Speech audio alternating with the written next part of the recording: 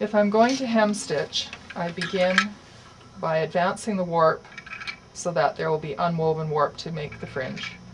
The first pick goes in, and I leave about 4 times the length on the weft tail as compared to how wide the warp is.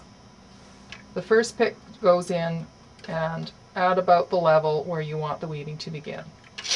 The second pick is inserted, and I just bring the warp threads up so that they are in line with the rest of the warp, and gently press the second pick in next to the first.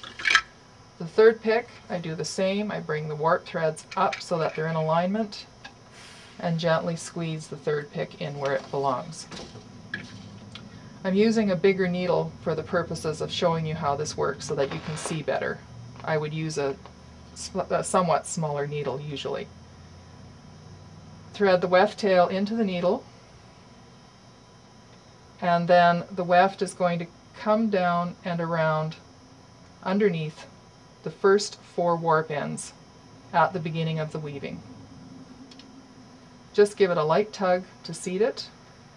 You're going to come back around to the selvage and pick up the first 4 threads with the needle at the top of the weaving. Then you come straight down and pick up the next 4 threads. So you're wrapping around the threads at the beginning of the weaving and then anchoring them into the cloth. Around the warp threads, anchor them into the cloth.